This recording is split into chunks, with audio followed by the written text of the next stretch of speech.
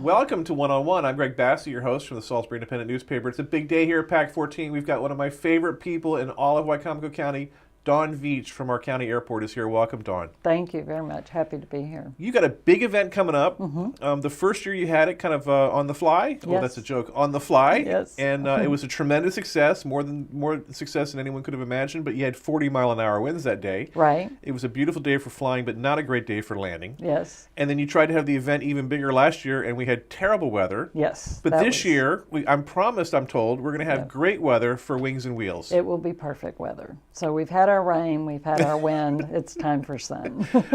So what are the dates for this thing? It's May 18th, Saturday, and 10 to 3. 10 to 3?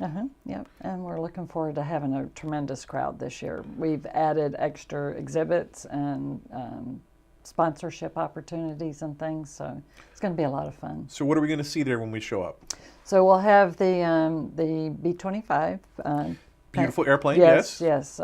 Crowd favorite? Yes, absolutely. Panko will be doing, Pachito will be doing airplane rides, and then we'll have the Stearman, again, open cockpit for rides. Pat Nelms with Bayland will be doing the Cessna 172, and then we have a helicopter. Pat's a local guy, grew up with him and flown with him many times, yes? Yeah. So, yeah, it'll be like the same type of rides as last time. Piedmont, of course, will have a jet available for everybody to get on and walk around, look at the cockpit, and hopefully we'll inspire a few youths that might be interested in aviation programs. We have a hot air balloon. Really? Last year we had it, and of course it got rained out, right. But we have another hot air balloon ride, and that's being partnership with the United Way. So the idea of this fundraiser is to put, there's 4 sides to the basket, so there will be 4 sponsors. It's $1,200. It pays for the whole cost of the balloon, because it's expensive to get it here and set up and insurance and stuff. But for United Way, all the rides that it gives goes directly to the United Way as a donation, a fundraiser. And the sponsors' names will be very visible? Very visible, because they'll be going up on the tether and back down, and it'll be very nice. Good visibility, it'll rotate around, and it'll be a lot of fun too for not just little kids, but big kids. And people love the military planes that show up. Yeah. You have some of those? A-10s are coming back. Awesome. We have the Osprey, Seahawk, Pax River always supports us well. Still haven't heard yet on the C-130s from Dover Air National Guard. They always have a conflict on Armed Forces Day. Right. So, and then we have the Air Force Academy is coming with their jump team. So we get to see the parachute guys? Yep, awesome. Parachute guys with the flag. That's always a nice event. I get goosebumps every time, Yeah, it's lovely, lovely. Yeah. That Osprey is my favorite plane. Mine too. Yeah. Mine too. I used to live down in Quantico, and the Pax River guys practice over there. Yeah. And we used to see the Osprey all the time, flying low over the river. And at that point, the Pentagon still denied the Osprey existed. Don't you love it? I was like, well, it flies over our house every day. I know. Plausible deniability. Exactly. But it was crashing a lot, so I think that was why they were afraid. Yes. But now it's a really important part of our military. It is, very much so, and it's a workhorse. Yeah. So how are you doing in this job? You are very aggressive in what you're doing. It's been so sleepy and quiet out there for a lot of years. You've woken everyone up in terms of what a tremendous economic asset we have in the airport. Absolutely. We're learning this. How are things going for you out there? It's going fantastic. So I just had my 2nd anniversary. Congratulations. So I've been here 2 years. And I had 3 major projects. And the first one is locked down. We made a press release that SRS, Sentinel Robotics Solutions, is our partner in our drone. And the concept isn't for 13,000 people come out with their toy drones and fly. The idea is to provide a commercial-based service for companies that either need training, instruction, specific training like first responders. Warwick Community College partners with SRS for that, and we're hoping that some of that training can be done at the airport so they don't have to travel all the way to Wallops, because they can do secret stuff down there. Yeah, they have a secret drone base down there. Yeah, so they can do that kind of specialized security training, but the actual application of learning to fly a drone they can do right next door, because Warwick's 2 miles away? Right. Save them a lot of time. We have Salisbury University, very, very interested in our drone program. They'll be back out next week. They're interested possibly in our second floor inside the hangar. Hangar should start construction. This is one of the new hangars, or one of the old? Brand new hangar. You have a new hangar, and it's in over by FedEx and the Maryland State Police and Purdue, back in the industrial park that's never been developed. Right. So we're breaking ground in there with our first building, and it'll be an 8,000 square foot facility. The other things that we're going to do besides training, which is always the first step in any kind of aviation program, is we'll be doing new technology development. So Senator Carper is coming from Delaware next week, I think it is, to visit me and meet the team and see what we're doing with our drones. They have a high-end technology-based industry in Delaware, and they want to be able to bring those products and components over here, put it on our drone platforms, and test them. That way companies don't have to go buy their own drone and get experience and learn how to do it.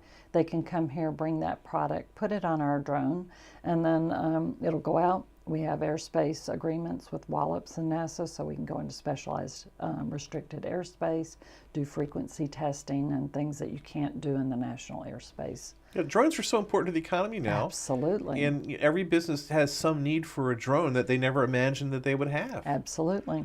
I have 3 FAA aircraft certification engineers that have recently retired. Their company name is Kilroy.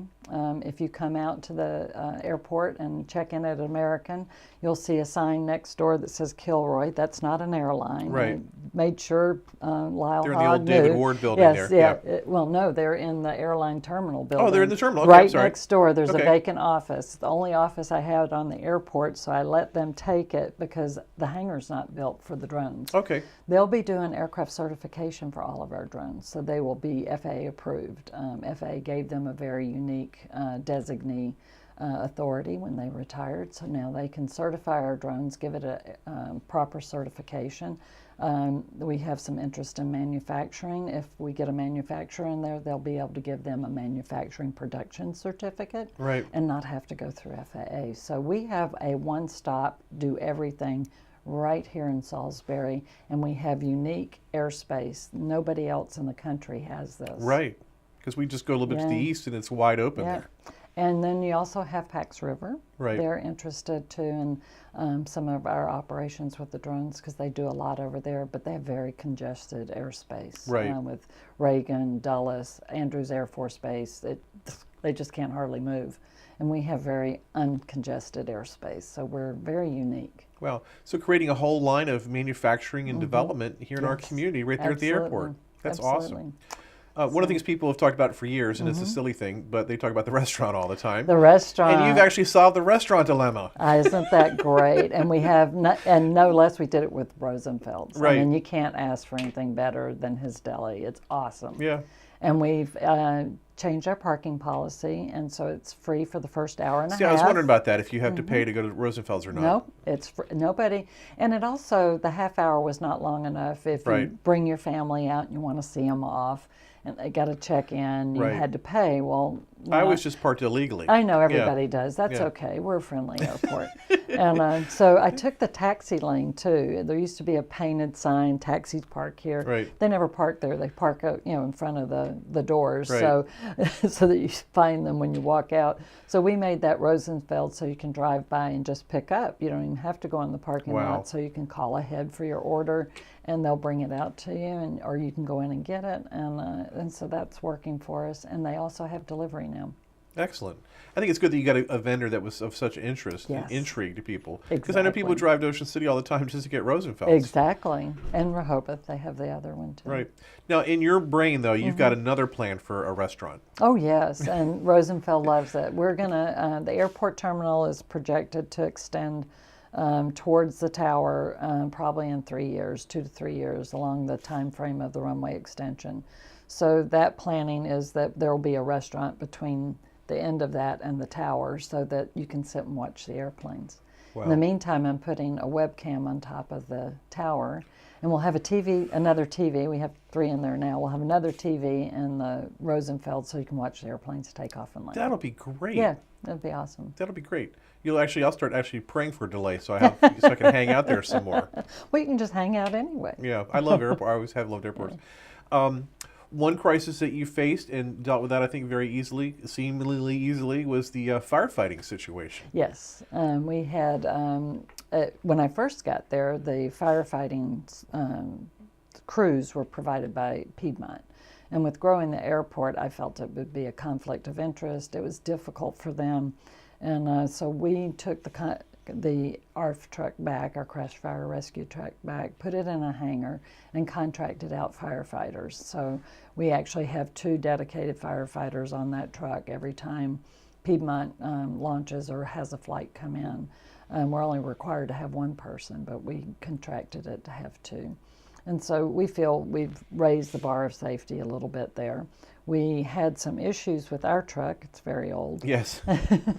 Most things are. It's beautiful, but I don't know how it runs when you look at it. Yes. Yeah, so we had an issue, and we have a very strict requirement to have it back up and running in 48 hours, and those parts could not be acquired. So BWI partnered with us, and thank goodness they did. They drove a ARF truck down here that was their backup.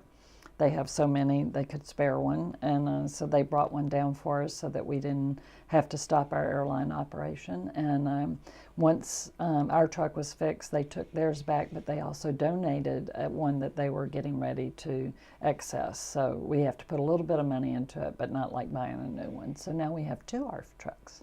And with our expansion and getting a new FBO that will provide jet charter maintenance, avionics, and maintenance and avionics to everybody in the general aviation side, but also for jets.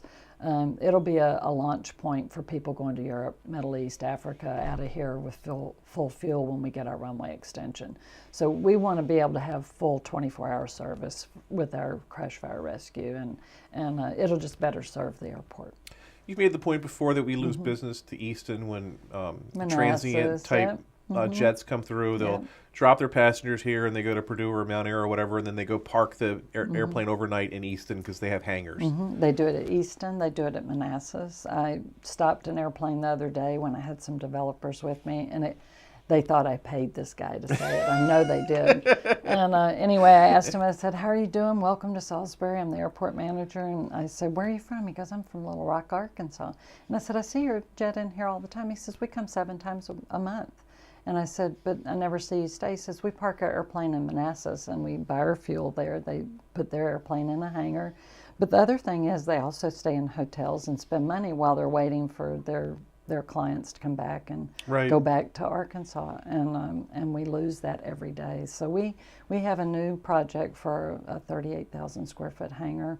We have a customer that gave us a letter of intent last summer, and we're hoping the water delay is kind of delaying that process a little bit, but they're still committed and coming soon. Right. Explain the water delay. You're going to run water from the Warwick Water Tower out to the airport for fire suppression. For fire suppression and potable water. We don't have potable water at the airport, so you always see these big jugs of water everywhere with the little cups things, but it's the best we can do until we get our city water. And yes, that's coming. It should break ground in the next probably 3 or 4 months. The bid's getting ready to go out. Right. The state's delayed a couple times for... It's delayed. The state hasn't delayed it. Most of it's been, I think, easements and working out the details between the city and the county and some issues that came up during the time. So it's going right down Walston Switch Road to the airport. Walston Switch Road. It'll go down Airport Road, and then it'll cut across where the row of T hangars are and the end of the runway into the industrial park. Well, actually bringing the airport into the 1970s. Yeah. Imagine this. They put in sewer years ago and forgot the water.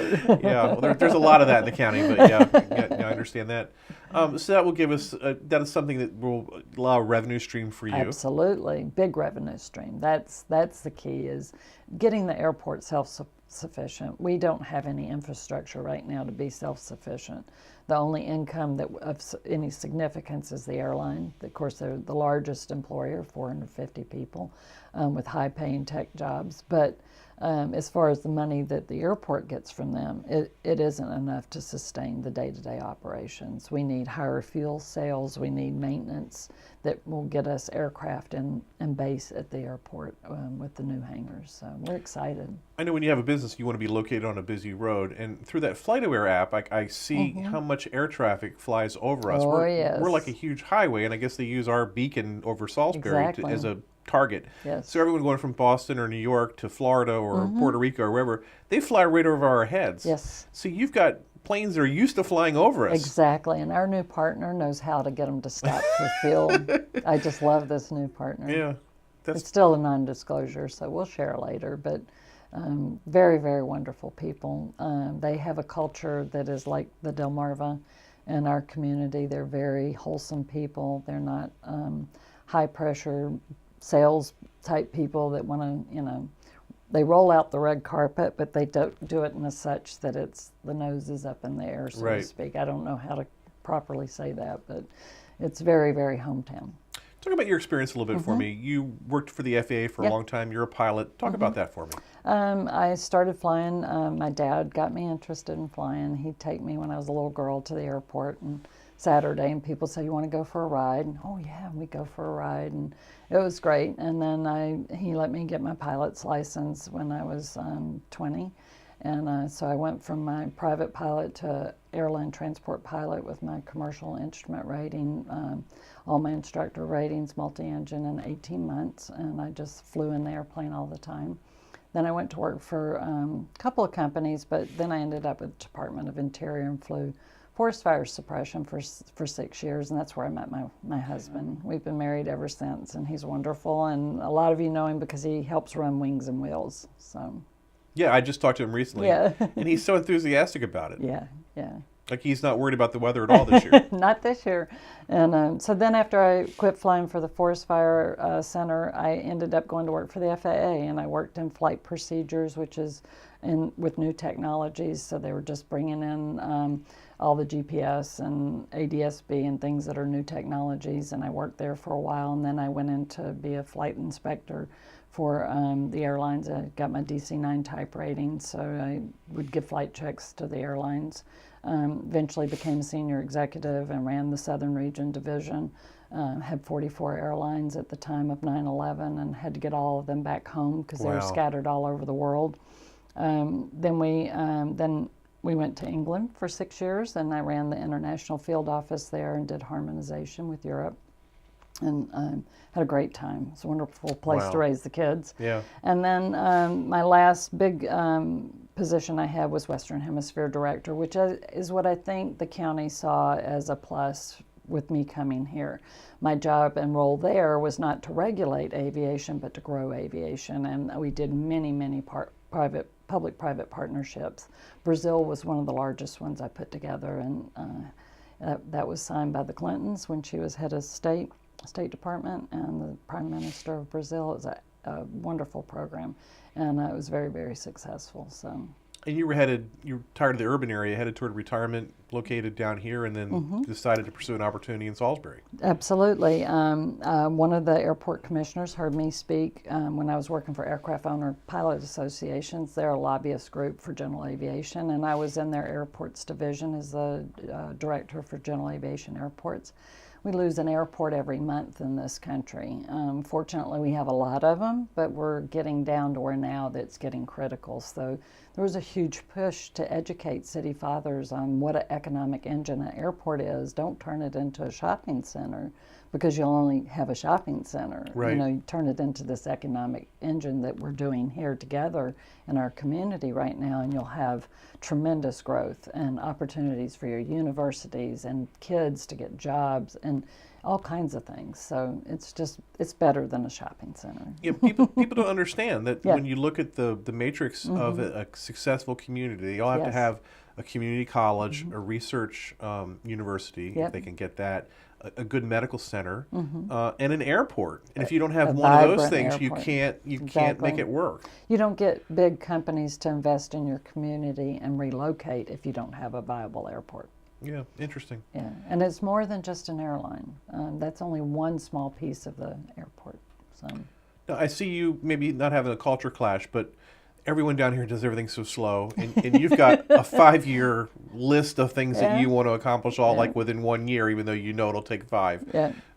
So your enthusiasm might hit some walls from time to So time. I gave Bob Culver and Wayne Strasberg 3 projects when I first came, before I came to work at my interview, actually. I said, we need these 3 projects. The third one is FEMA and a cargo distribution center. If you don't know, last year I had a meeting set up in Washington on September 12th.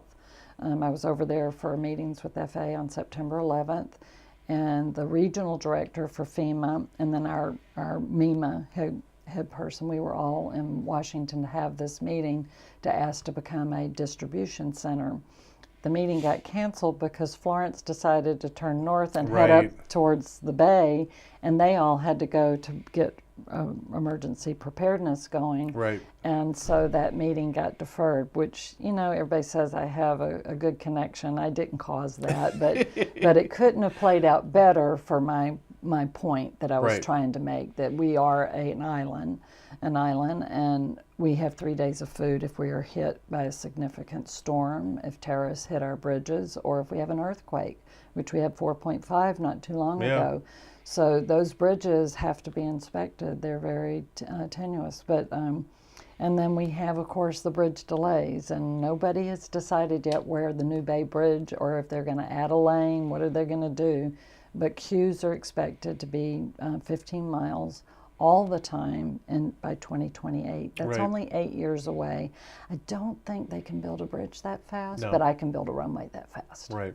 So our runway will be open for business before the bridge clogs up, and the Delaware Bridge isn't much better, and the tunnel bridges are going under construction, which is going to create huge delays. So. And we're well positioned to house Absolutely. supplies for the entire East Coast if they Exactly. need things. It's interesting. We're 85 miles to the Bay Bridge, 100 to Delaware, and 110 to the one south. So we're smack in the middle.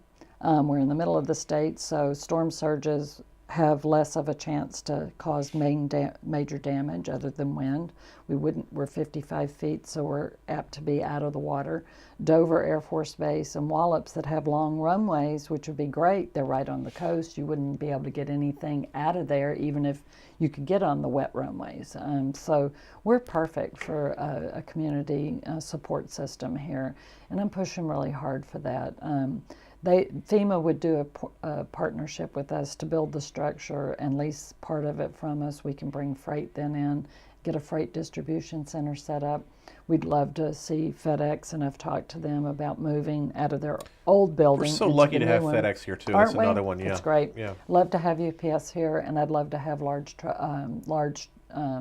freight here, not just the express.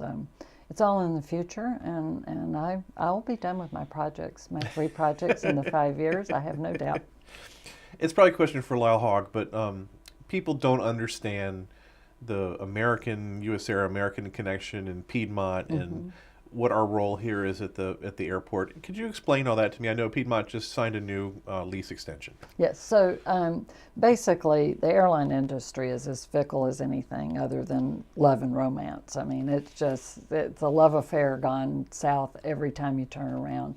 Deregulation came in the 70s, and then we went through this horrific surge of new carriers.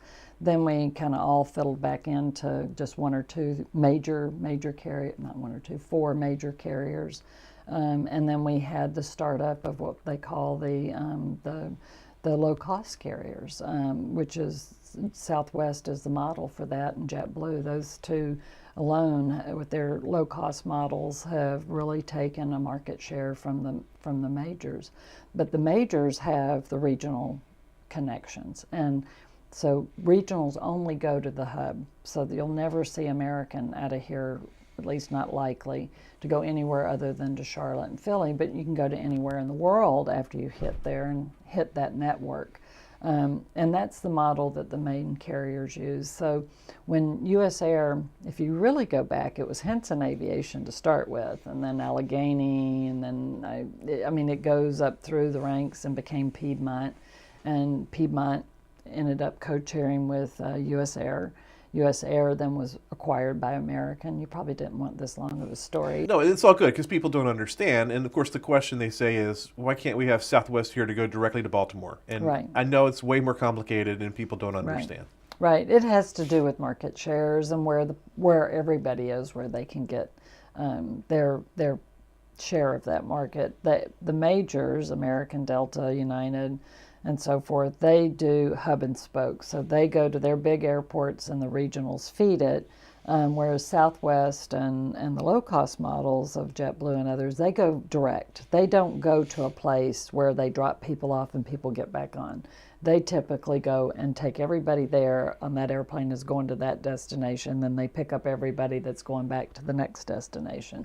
So it's just two different aviation models, and it's interesting, and they change all the time. I know you're up for some cash for the federal government to have a runway extension. Yes. How's that going? Our master planning will be finished April 15th, tax day. Just love that. So the FAA should get back to us within 30 days of our last document submission. We are forward funding a good portion of this as we go. We've already started the environmental, which takes about 18 months, and we're about 6 months into that now. So we hope, if everything goes well, that we will be able to start digging the dirt, as they say, in late 2020, early 2021. And that will allow us potentially some bigger airplanes at some point. Bigger airplanes, and it'll relieve American of their restrictions for their summer flights that go to Charlotte.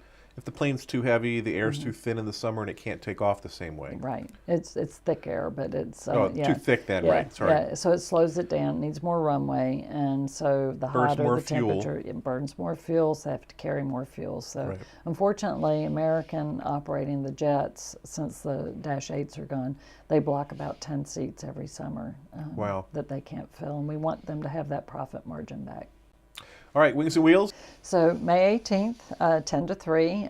We still are looking for sponsors. Our sponsors get all the banners on the fence line, and we put it in the advertisements. Put it in the paper. We'll have it in the paper. Yes. It'll be in the paper. So we still need money. We keep this free to all of the visitors that come every year because of our sponsors. So sponsorship is really important. We want it to remain open to families and everybody to come and just have a good time. You know, people don't know, it's like not a veil on the airport, but people don't know what goes on, and it'll be a great chance to see that. Absolutely. We have the tower tours again. We have the Wheels That Heal, the antique cars. We have antique aircraft coming. We have the experimental. We have drones there this year, and we have the radio-controlled aircraft. We thought that'd be fun to have the drones and the radio-controlled aircraft have races. Very, very, very cool. She's Dawn Veatch. She's making our airport the jewel. She's shining off that jewel. She really is out there at the airport, and we're thrilled to have her here today. Well, thank you, Greg. Always my pleasure. Thank you. I'm Greg Bassett from the Salisbury Independent Newspaper. Another edition of 101 right here on PAC 14.